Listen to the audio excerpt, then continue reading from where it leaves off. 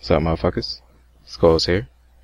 And a while back I put up the video saying how F.E.A.R can fix their lag for good. And I got a couple comments in the comment section, of course.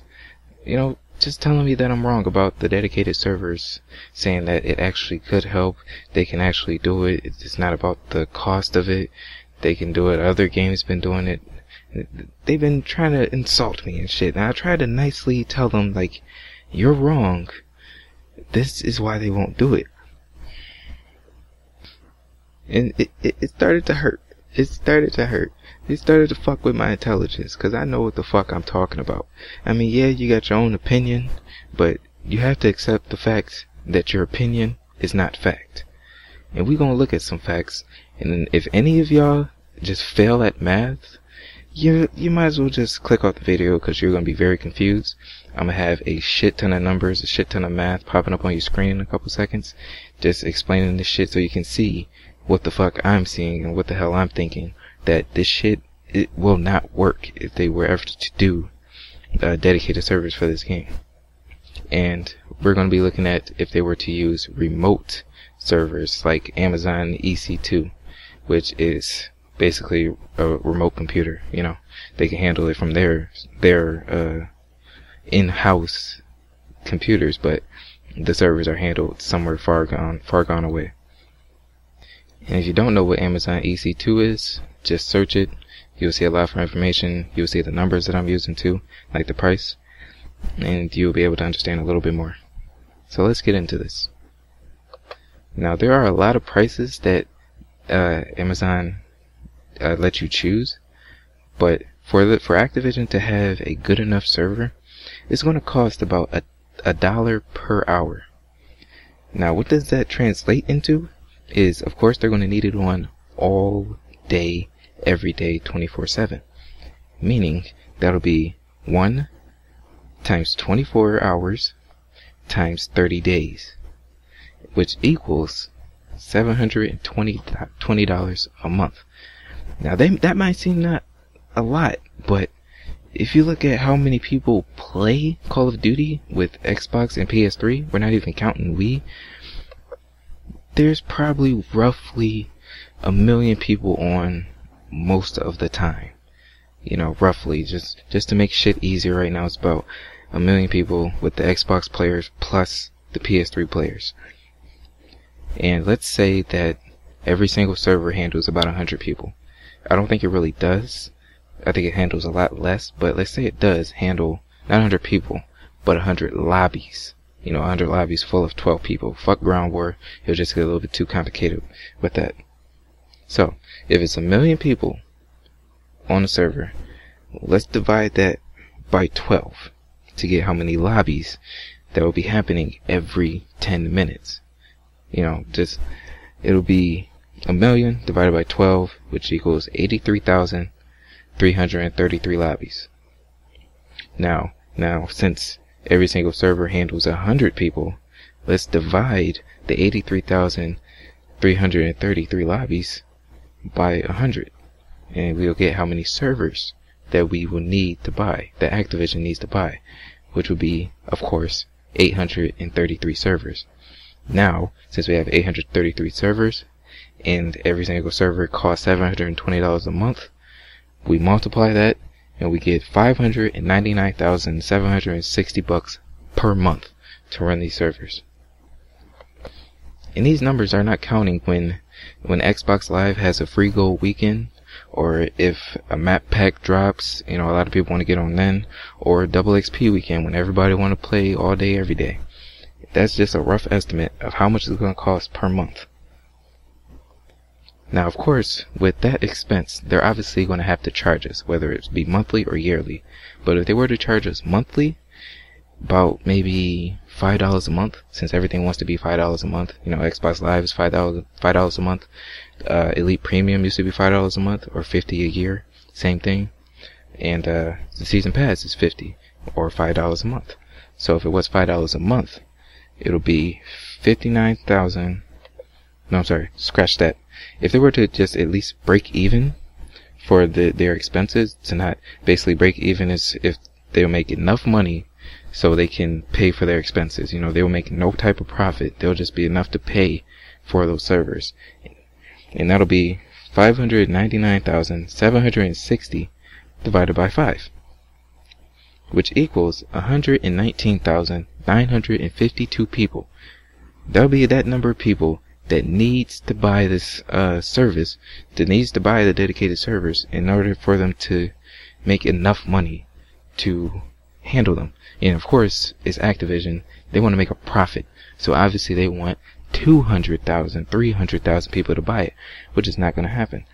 Because if you look at Xbox players, they already have Xbox Live to pay for, whether they're paying monthly or yearly. They still have to pay for that. There's now other subscriptions on Xbox now with the like HBO and shit. You gotta pay for that if you're paying for that. So that's even more expenses. With PS3 players, they have free multiplayer. They have a free PlayStation Network. So I highly doubt they're going to pay to play Call of Duty online with the dedicated servers. I mean, if they're not probably, I don't know, they're probably not possibly going to pay for a fucking membership to play online like us Xbox players. They're not going to fucking play for a dedicated server. At least not all of them. And for the most part, it's probably a 10% conversion rate on who is playing free for now and who will actually pay. So it's about 10%. You know, for the most part, if you really look around, do a little research, if you were to have something free, it would be about 10% who are actually going to pay. Okay? So, say it's the million people online, it'll be about 100,000 people. If you multiply it by 0.10, I believe, and you'll get 100,000 people that will actually pay. Now that's 19,000 less than what they need for people to play. And you could take that shit down not from 10%, you could take it down to 5%, because that's going to be a lot less people playing because of the Xbox players with their own memberships. The PS3 players who don't want to pay because they already have it free, they're used to having it free, so once you add paying, hell no, they're going to pay. They're not going to pay. So it'll be 5%, and that'll be about 50,000 people playing. And that's more than 50% that lost cash. You know, that's about $349,760 lost if they were to make the servers to handle everyone on these servers.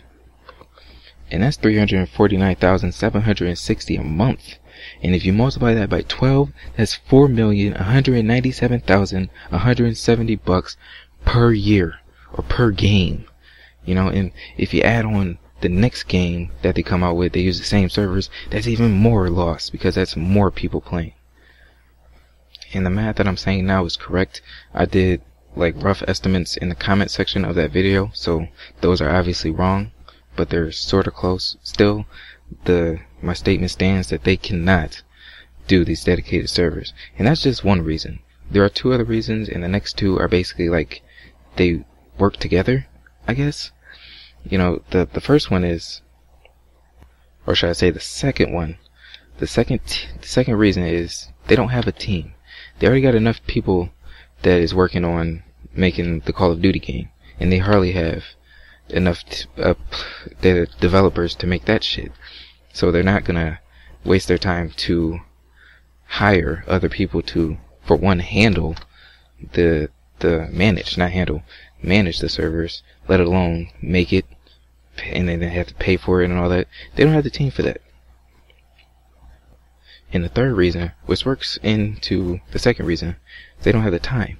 You know, they don't have the time to get the team.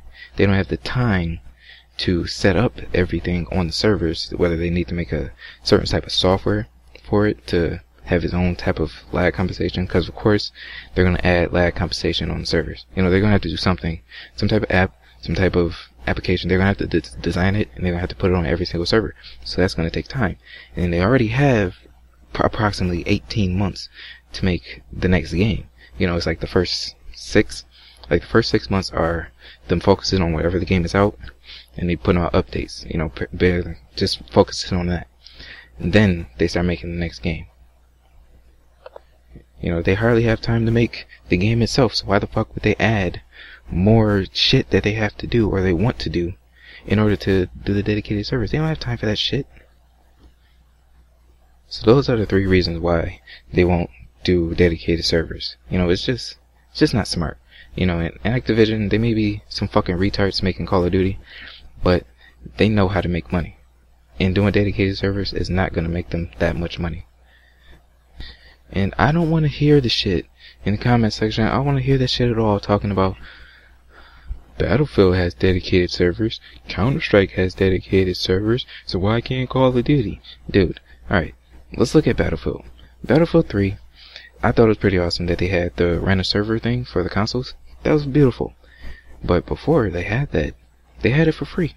They had their own servers, I don't know how many, probably like 5, 6, 7, whatever. They had their own servers for free. And what did they do? They added rent a server. And you know why? Because having the dedicated servers for free, it didn't work out for long. And Battlefield is probably like the 2nd most popular game, maybe. I don't know, for some reason I can't find the numbers on Battlefield, but Battlefield, they did a lot of marketing. They have great they have great graphics and all that. They're pretty popular, so they're probably the 2nd best in numbers, I should say. Which is why they added rent a server, because they started losing money. So it's like, okay, we gotta figure something out. Either we stop having free, or we add rent a server, or whatever. They had to find some way where we had the choice to pay. And they're doing very well. Now let's look at Counter-Strike. I know damn well that Counter-Strike is nowhere near popular as these 2 games. Now, they may have dedicated servers, but they're not that popular, so they're not losing that much money a month. You know? They don't have to buy so many servers, whether it be on Amazon, or whether it be something that's in their office, or they have their own dedicated data center. They don't have that many fucking people. I know they don't. I don't know the numbers, but I know damn well it's not that many people. Excuse me. So I don't want to hear that shit. Call of Duty is obviously a fuckload popular than these other games.